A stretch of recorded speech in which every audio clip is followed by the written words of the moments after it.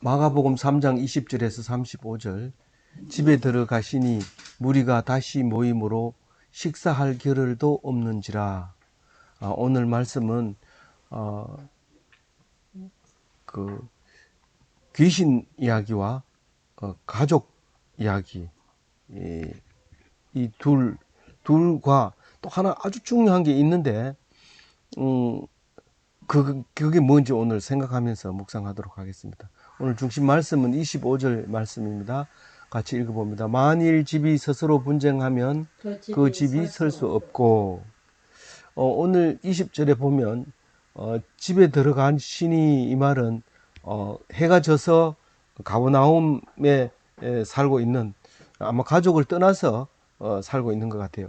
가버나움에 들어갔는데 나중에 와서 합쳤는지 그건 알 수 없지만 일단 사는 건 가버나움에 살고 있습니다. 주 사역이 이제 가버나움 중심으로 사역했기 때문에, 그래서 집에 들어가서 그 밥 먹을 시간이 없었던 거죠. 저기 사람들이 많이 모여서, 원래 해가 지면 밥 먹고 잠자야 되거든요. 우리는 다이어트 때문에 밥 먹고 자면 안 된다 해서 밥을 안 먹지만 하여튼 아침 먹고 또 점심 간단하게 먹고 저녁에는 반드시 밥을 먹어야 돼요. 밥을 안 먹고 자면 불쌍한 사람이므로 생각했기 때문에. 근데 저녁 먹을 시간이 없었던 거죠. 오늘 이게 첫 번째 말은 이 친족들이 이 그를 붙들러 나오니, 이 말입니다. 그를 붙들러 나오니. 여기 이제 집에서 식사를 하려고 하는데 사람이 모여 있는데 그 집으로 와가지고 이제 예수를 체포해 가려고 하는 거죠. 왜 친척들이 그를 붙들려고 왔다고 했어요? 귀신 들려. 귀신 들리면 왜 붙들어 가야 돼요? 딴 사람의 피해를 준다. 이때 당시에는 배경을 보면 선지자가 미쳐버리거나 귀신 들리면 악령이 들렸다고 해가지고 거짓 선지자가 악령으로 사람들을 모으고 현혹시킨다 해서 종교법상으로는 사형을 시켜야 됩니다. 그렇게 되면 그 가족도 다 친족까지 다 이제 그 영향을 주기 때문에 친족들이 그렇게 되기 전에 그 조치를 취하려고 불러내 가지고 못 나가게 하고 자가 격리를 시키려고 그렇게 이제 왔어요.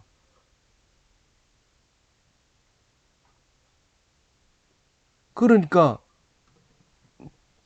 이제 22절에 보면 예루살렘에서도 오는데 거기 갈릴리하고, 갈릴리 어디예요?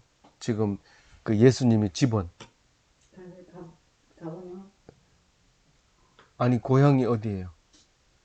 나사렛이잖아요. 그러니까 가버나움하고 나사렛하고는 가깝고 예루살렘은 굉장히 멀어요. 그런데 예루살렘에서 이제 서기관들이 내려옵니다. 왜냐하면 사람을 끌고 다니는데, 막 사람들 선동해서 끌고 다니는데 그 대장이 지금 귀신도 쫓아낸다. 그러니까 예루살렘에서 그냥 놔두면 안 되죠. 다른 것은 다 이렇게 제재가 되는데 귀신 쫓아내는 부분에 대해서는 서기관들도 사실은 자신이 없는 거예요. 이 기록되어 있는 것과 성령은 다르기 때문에 그런 거예요. 그래서 성령, 기록된 걸 읽고 성령 받으면 그건 엄청 잘한 거죠. 그런데 어쨌든 예수님은 성령으로 귀신을 쫓아냈는데 이 서기관들이 그걸 모르니까 바알세불이 집혔다, 신 들렸다, 귀신 들렸다, 이런 말이죠. 바알세불이라는 것은 파리 대왕이라고, 귀신의 왕이다, 이런 뜻입니다. 다른 데서는 바알세붑 이렇게 읽기도 해요. 그런데 그때 당시에는 이제 이 파리 귀신이 그렇게 셌던 것 같아요. 파리를 이제 컨트롤하는 그런 귀신이었는데, 이게 대장 귀신이 딱 들리면 힘 약한 귀신은 꼼짝 못한다. 그래서 귀신 말을 듣는다, 이래 생각을 한 거죠. 그런데 예수님은 전혀 엉뚱한 얘기를 하고 있어요. 우리가, 이 사람들은 어떤 얘기 하냐면 김일병이 탈영을 해가지고 지금 사람 집에 들어가서 인지를 잡고 나를 내 요구를 안 들어주면 이 집을 다 불사르고 나도 죽는다. 이렇게 할 때 그걸 설득시키려고 엄마를 데리고 옵니다. 그런데 엄마가 막 내 아들아 나오면 살고 안 나오면 죽는다. 막 이렇게 얘기한다고 해서 그게 사실은 엄마가 평소에 교육시켜가지고 그렇게 됐는데 엄마한테 그렇게 하라 그러면 그건 안 되잖아요. 그건 얼핏 보면 이렇게 생각을 하고 있는 거죠. 근데 그걸 사람을 해결했다고 해가지고 엄마도 해결 안 되고 그 아들도 해결이 안 됩니다. 그런데 이 서기관들은 생각하기를 그렇게 억지로 살게 만드는 거예요. 이 사회 전체를 억지로 끌고 가게 되는 거예요. 심지어는 안 되면 그 탈영병 보는 앞에서 엄마를 네가 안 나오면 엄마를 죽이겠다 뭐 이런 공갈까지 쳐가면서 그 이제 일을 해결하려고 하는데 이런 방법은 결코 해결될 수 없는 말이죠. 근데 서기관들은 그런 생각을 가지고 있는 거예요. 아, 예수가 지금 귀신을 쫓아낸 거 보니까 이게 귀신 들린 게 확실하다. 귀신 중에서 귀신의 왕이 들렸다. 이렇게 생각을 한 거죠. 근데 여기서만 이런 얘기를 아니고 마태복음에서도 이 바알세불이라는 얘기를 하면서 제자들이 예수님 따라다니면서 자부심이 무지 강했거든요. 근데 어디 가니까 인간 취급을 안 하는 거예요. 그러니까 예수님이 이런 얘기해요. 야, 주인을 보고 바알세불이라 하면 너들은 인간 취급하겠냐? 이런 얘기를 이제 각오해라. 그런 얘기를 한 적이 있고. 이 사람들이 이제 직접 와가지고 얘기를 합니다. 오늘 오늘 읽은 데서는 제사장 보고 제사장이나 또 서기관 보고 아무 말도 안 하는 걸로 기록이 되어 있지만 누가복음에서는 네가 바알세불을 힘입어 가지고 쫓아낸다. 네 귀신 들렸다. 이러니까 그러면 이게 이제 선지자들도 귀신을 쫓아내는 축기 선지자가 있었거든요. 축기 선지자들이 있었는데 그 사람들은 이제 예수님이 볼 때는 마술을 걸어가지고 또 진짜로 귀신 들려가지고 그걸 쫓아내는 거예요. 그 두 가지 중에 한 개인데 그 두 개 다 틀린 거잖아요. 근데 그 사람들이 내가 귀신 들려 쫓아내면 너희들은 귀신 안 들려서 쫓아낸 거가 그럼 뭐고? 이렇게 이제 예수님이 물어보는 거죠. 그건 내가 판단할 게 아니라 너네 아들들이 그걸 판단할 것이다. 그렇게 얘기를 이제 맞대응해서 얘기하는 게 누가복음에 나옵니다. 근데 오늘 말씀은 지금 그게 초점이 아니고 그 두 가지 다 초점이 아니고 23절 말씀은 이제 비유로 말하는데 이거는 사탄에 의해서 쫓아내는 것이 아니라 귀신에 의해서 귀신을 쫓아내는 게 아니라 악령에 의해서 쫓아내는 게 아니라 이건 오직 성령에 의해서 쫓아낸다 하는 말을 하는데 예수님도 단어가 짧고 그래서 지금 그 얘기를 못해요. 못하는데 우리는 예수님이 돌아가시고 하늘나라에 가시고 난 다음에 하늘에 오르신 다음에 이게 이제 용어가 생기고 확실해지고 있습니다. 악령과 성령 이게 구분이 되집니다.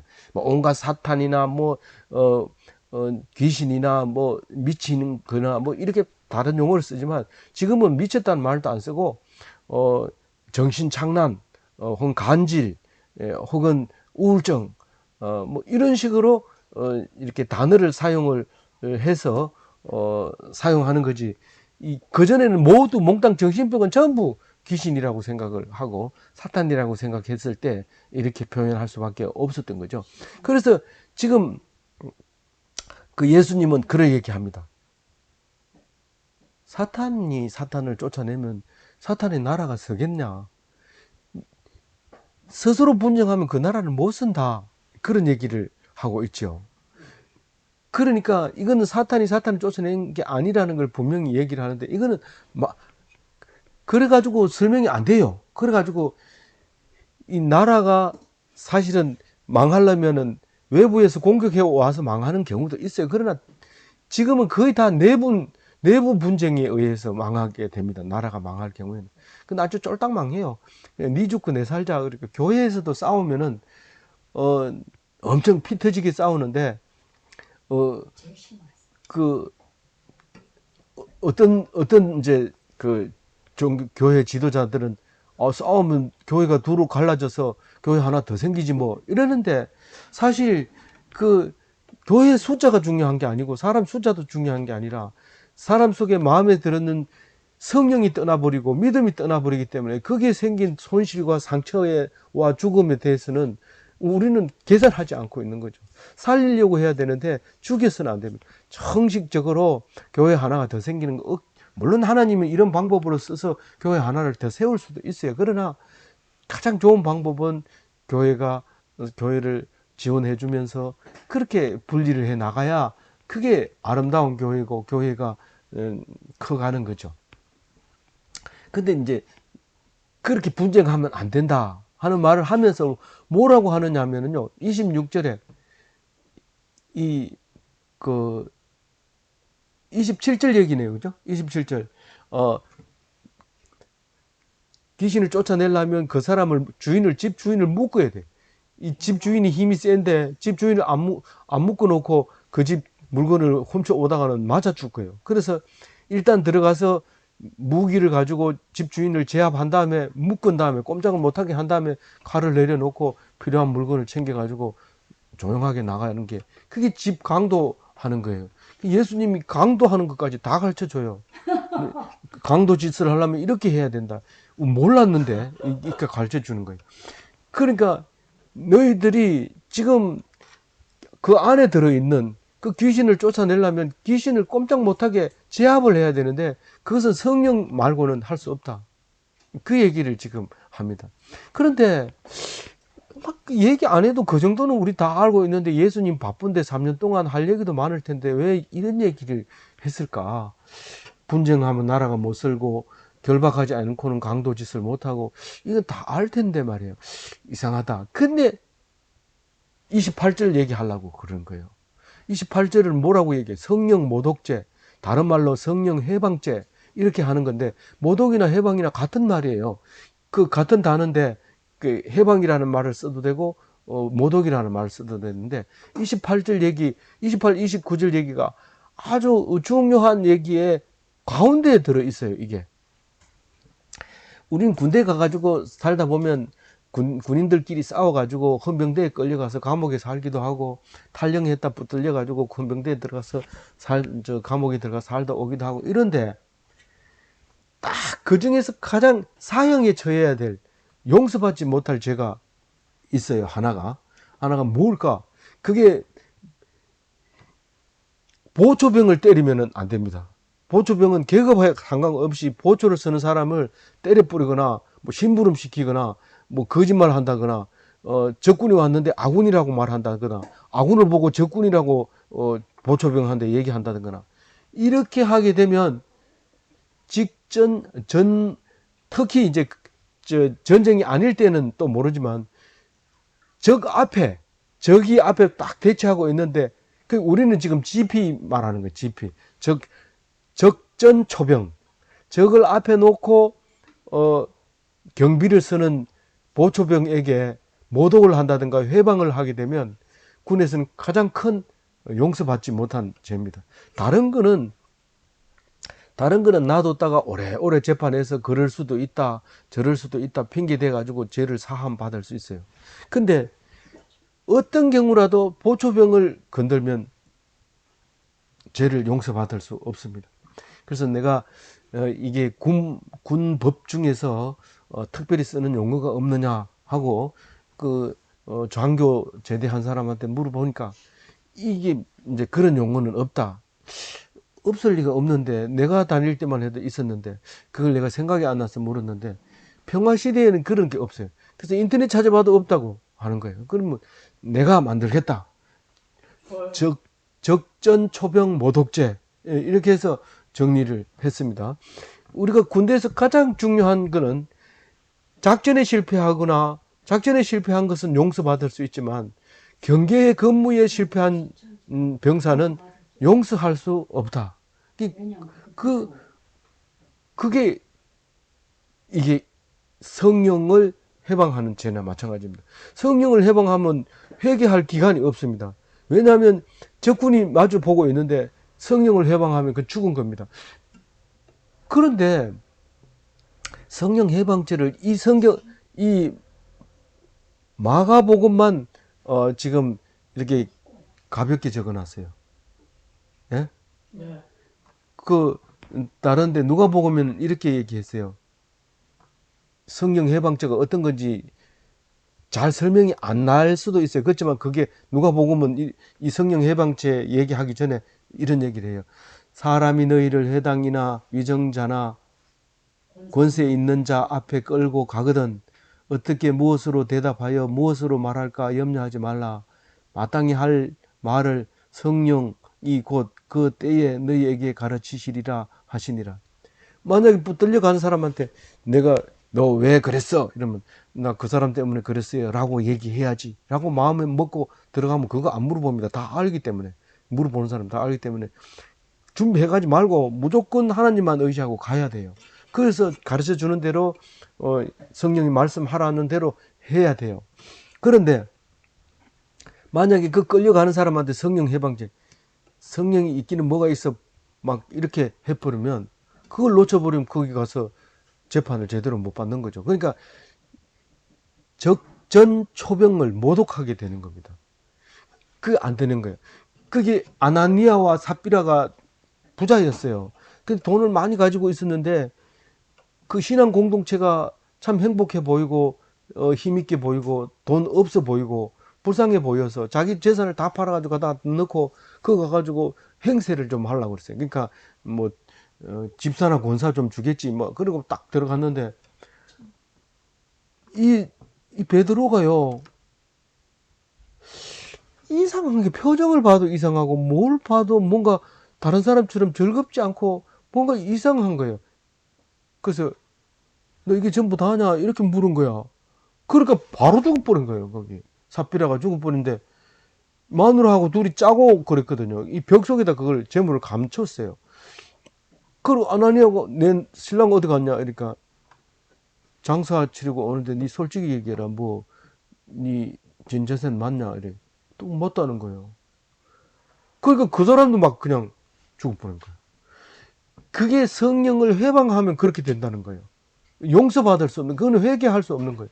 아니, 그냥, 다른 이제 주석을 보더라도 이런 거예요. 성령 해방죄란 뭐냐 하면, 성령이 떠나가면 구원받을 수 없다. 우리가 하나님 앞에 회개하고 용서를 빈다는 것은 성령이 임한 거고, 그래서 죽어도 살고 살아서 믿는 자는 영원히 죽지 않는 그것이기 때문에 사는 거지만, 성령이 없으면 당연히 죽는 거지. 이렇게 당연한 이치로 말했지만, 사실 그게 아니라는 거예요. 이거는, 성령을 모독하면 돌아설 수 있는 시간적으로 여유가 없어요. 그냥 바로 죽어버리는 거예요. 그래가지고 30절에 뭐라고 해요? 그들이 말하기를 더러운 귀신이 들렸다 하기 때문에 이 말을 했다는 말이에요. 그럼 무슨 말이에요? 귀신이 들렸다 하는 것은 적군을 아군이라고 얘기했다는 거예요. 아군을 적군이라고 얘기해도 안 되는데, 이 성령을 갖다가 귀신이 들렸다고 얘기하는 것은 그건 성령 모독죄라는 거예요. 네, 아군을 적군이라고 얘기했네요. 네, 감사합니다. 그래서 그 주적을 모르면 멸망하는 거예요. 이 초병이 피아 식별이라고 하죠. 손들어, 암호 이렇게 하는 거잖아요. 무조건 손들어라 해놓고 암호 대라 했는데 손을 안 들고 있어도 쏴도 되고 암호 했는데 틀리면 쏴도 되고 그렇게 되는 게 실탄을 장전하고 있죠. 장교도 평소에 실탄을 안 넣어가 다니는데 초병은 넣어가 있어요. 그거는 아주 중요한데 그 초병이 바로 성령이에요. 성령 해방하면 안 돼요. 그러니까 영적 내부 분열이 일어나면 안 돼요. 헷갈리면 안 돼요. 그래서 공격의 대상을 확실하고 주적을 알아야 나라가 서는 거예요. 그게 뭘까요? 이제 우리는 적 앞에 서 있는 시간을 돌이킬 수 없는 상태로 있는 성령의 사람들이에요. 그래서 성령을 놓으면 죽는 거예요. 그거는 다른 성경에는 이러잖아요. 예수님을 욕하거나 신성 모독을 하거나 다 회개할 수 있고 용서받을 수 있지만 성령은 해방할 수가 없다. 해방하면 용서받을 수 없다. 그러니까 돌이킬 수 없다. 이런 얘기를 하게 됩니다. 오늘 그래서 이제 그 중요한 얘기를 했고요. 그 다음에 31절부터 끝에까지는 오늘 이 말씀은 잘 아는 말이지만 내용의 의미를 오늘 생각을 더 해봐야 돼요.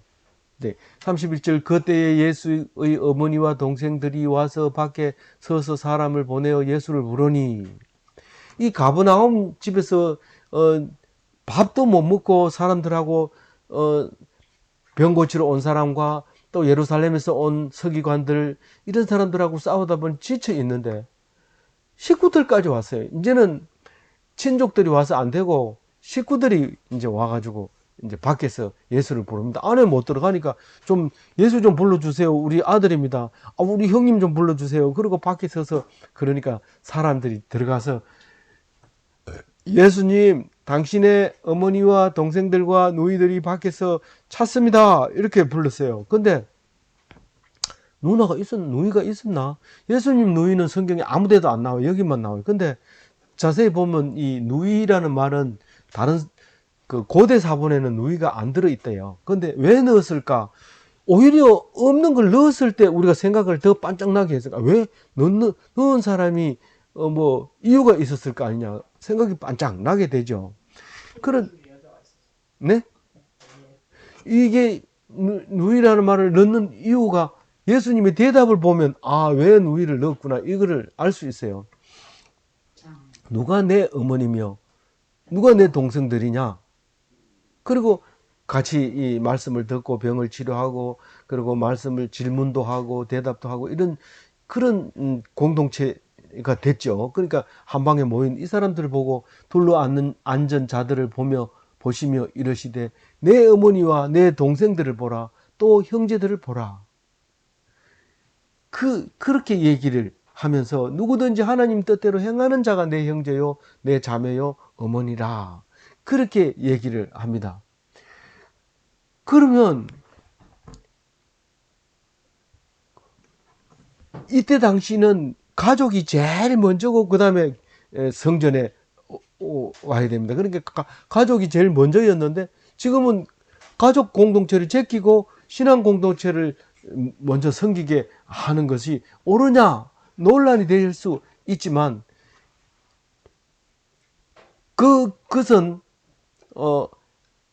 하나님 말씀에 꼭 잡혀 있을 때 가정이 바로 선다는 의미를 가지고 있는 거죠. 그래서 참된 형제 자매는 이 가정에서 보기가 어렵고 신앙 공동체에서 참된 형제 자매를 찾아서 그것을 거꾸로 가정에서 적용을 해야 된다는 거죠. 그 믿음의 공동체에서는 형제를 위해서 죽습니다. 그런데 이 집에 들어오면은 싸웁니다. 왜냐하면 제일 가까이 있는 사람이 싸우게 되죠. 사실은 가정이 설라면 그렇게 하면 안 되죠. 죽어야 되죠. 그래서 예수님이 늦잖아요. 죽어야 가정이 살고 또 공동체도 신앙 공동체는 아예 예수님을 기준으로 했으니까 예수님의 형태를 닮아서 내가 죽으니까 신앙 공동체는 살지만 가정은 그게 없으니까 싸우는 거예요. 그러니까 그 신앙 공동체를 가정에 가져와서 집에서도 죽어야 돼요. 마누라한테 얻어맞아야 되고 좀 죄송합니다. 그 얻어맞는 것보다는 하여튼 그래야 되고 남편한테도 꼼짝 말아야 되고 또 자식들한테도 부모도 꼼짝 말아요. 예수님처럼 돼야 돼요. 내가 예수님이다 이제부터 내 말 들으라 이래가지고 계속 강압적으로 하는 게 아니라 예수님처럼 스스로 죽어야 돼요. 십자가에 죽어야지 이제 가정이 바로 서고 자식들은 그걸 본을 보고 따라가고 이렇게 돼서 형제들끼리 이제 십자가를 지고 이렇게 하는 게 그걸 가르쳐 주는데 그걸 놓쳐버리면 가정이 무슨가 교회가 먼저인가 어떤 집사님은 목사님 뭐 장사를 잘하니까 목사님 좀 대접해 드려야 되겠네요. 아닙니다. 우리는 가정을 제일 먼저 하고 목사님 합니다. 그렇지는 않습니다. 이렇게 하신 분이 서울서 제가 뭐 한 30년 전에 있었던 이야기를 제가 생각해냈습니다만은 어쨌든 우리가 그 예수님의 중요한 예수님이 가장 중요하다는 그를 잊어버리지 말고 기쁨을 누리는 그런 기독교인이 되시기를 주님의 이름으로 축원드립니다. 아멘. 아, 오늘 시간 잘